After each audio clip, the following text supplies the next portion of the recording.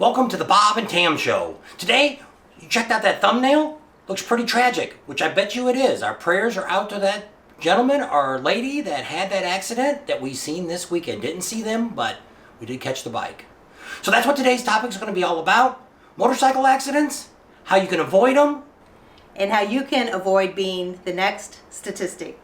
So stay tuned, and we'll get right to it. Don't forget to subscribe, give us a thumbs up, and ring that bell.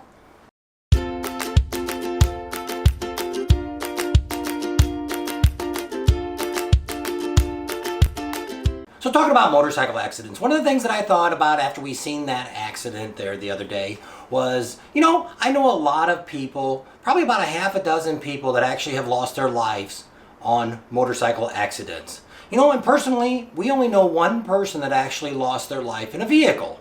There's a lot more people driving cars than there is motorcycles. So let's talk about some of the things that you can do to help avoid having that accident.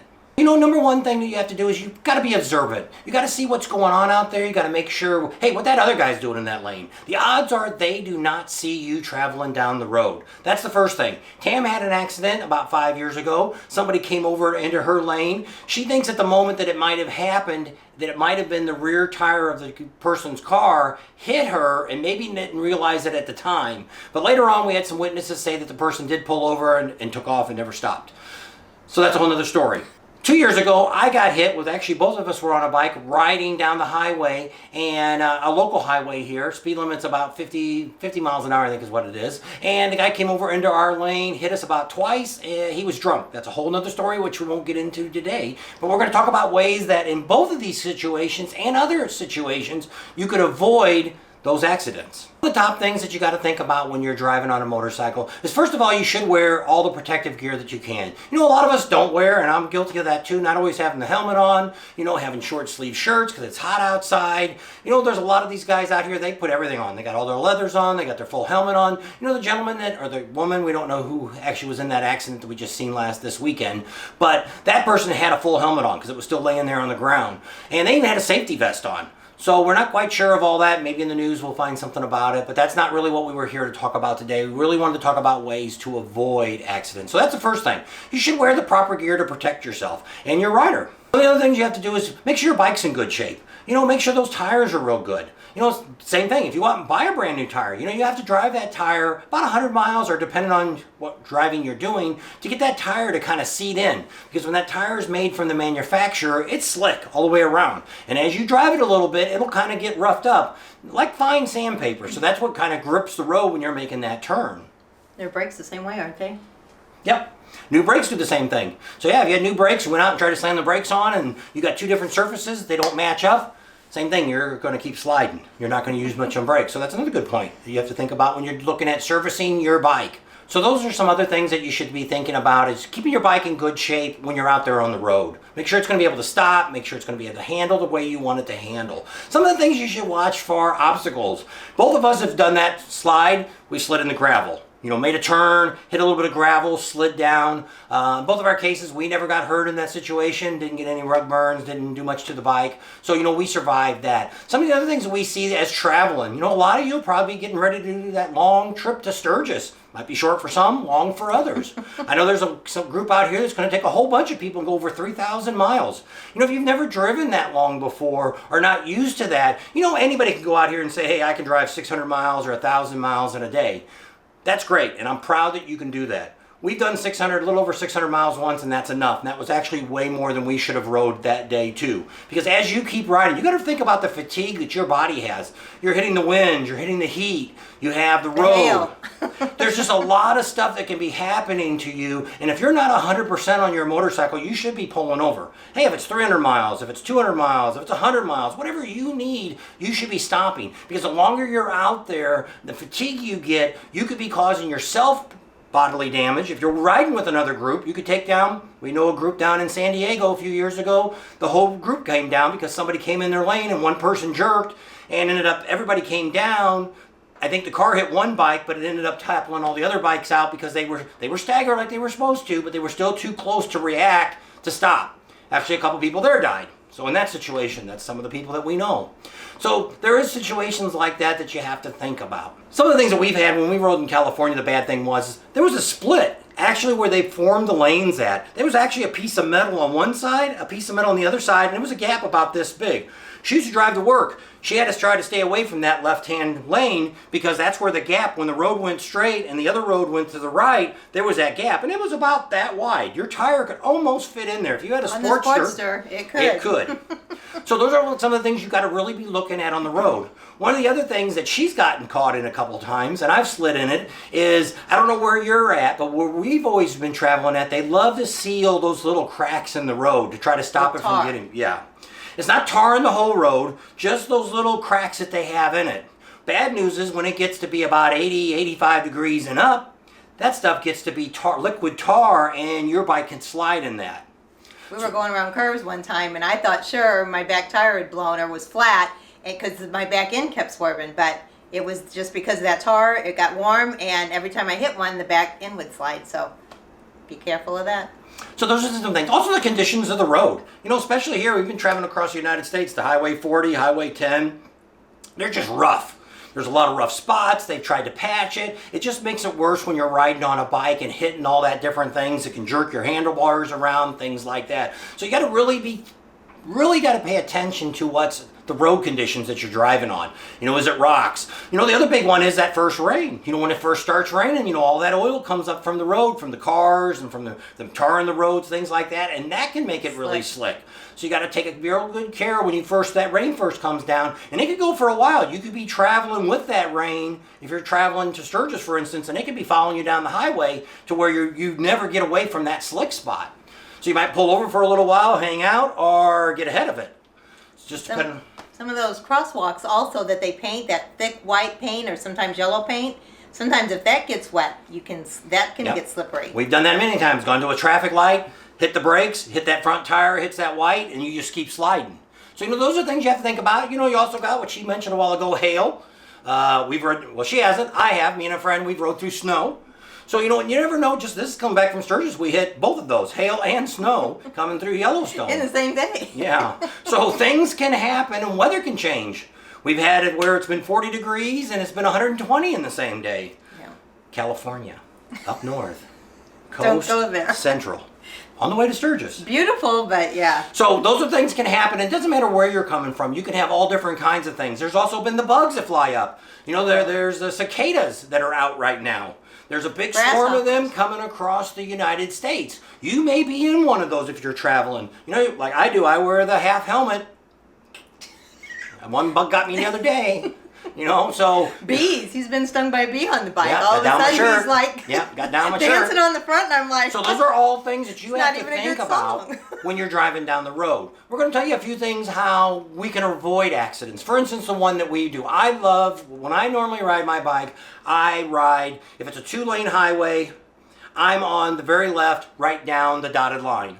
I run that high side. I run that high side for a couple of reasons. My reasons is, in case something comes across the road, I've got a little bit more time to react if I was riding on the right shoulder.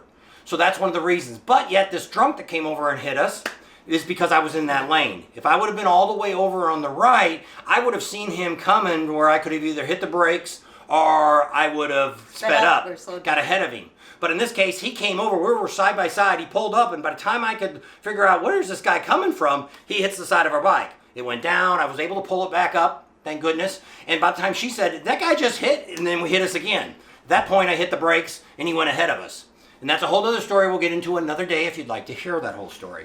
We found it. So same thing with Tam, got her accident. She could have been it was a carpool lane. She had came out, but there was double yellow lines that people aren't supposed to come out any farther past that. Today they have cones up, the little plastic barriers to stop people a little bit more now. But at that time they didn't hit. And actually the police officer said that that's one of the number one places in California that motorcycle accidents happen within that 1 mile. So I don't know how many other wrecks had been there, but she was one that totaled out her bike, busted her up, which we won't get into that on this one because we want to talk about safety on your motorcycle.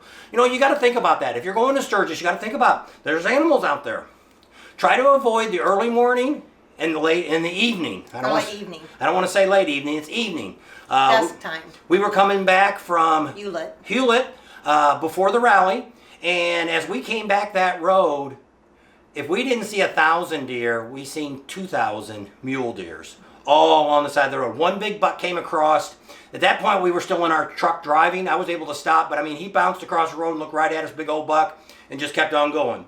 Where if I had been on the motorcycle and didn't see him come down the hill, we have hit a deer with a car before, where the deer came out of a ditch. He was there. We didn't see him at all, and boom, he was in front of the car.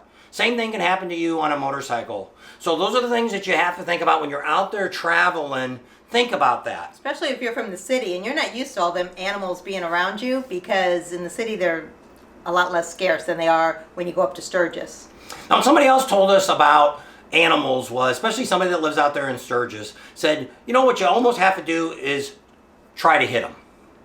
And you might think, what do you mean try to hit them? Well, what he means by, if you have a rabbit's coming across the road or a deer or anything like that, the odds are it's going to get out of your way. If you hit your brakes, slow down a little bit, keep steady, it's good. And if you did hit it, as long as it's not a deer or an elk or something like that, you could probably recover from running over a rabbit or a squirrel or something like that and hold on. But they said, and we had a couple police officers agree to this too, a lot of people end up failing because natural reaction is to jerk, and off the road you go. And then that at least you go down. Yeah. So that's usually a bad situation when that ends up happening. That's just natural instinct, you know. And for those of you, what she was talking about, city driving, have you ever heard of a deer in headlights?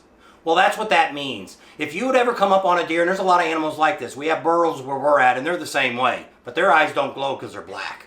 But they will stand in the road when they see a headlight, and they just stare at it because they don't know what it is. It's just a bright light coming to them.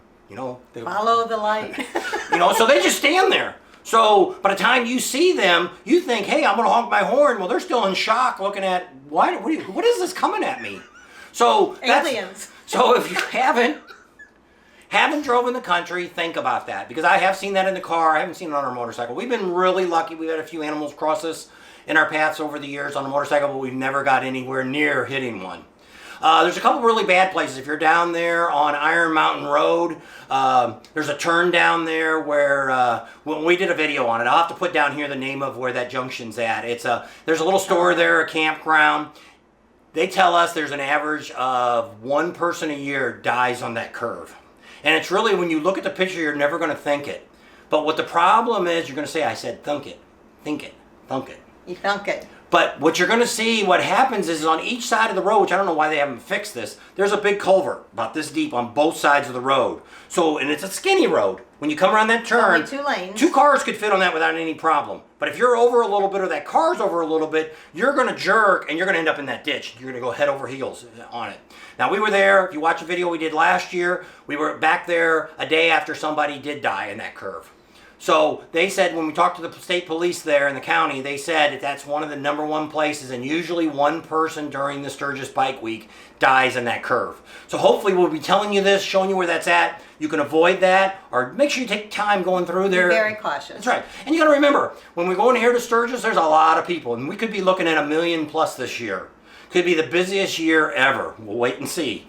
But there's a lot of people out there on those rides. If you're going early, great. That's when we do our rides before their time. We may be out there during the rides filming, but not riding.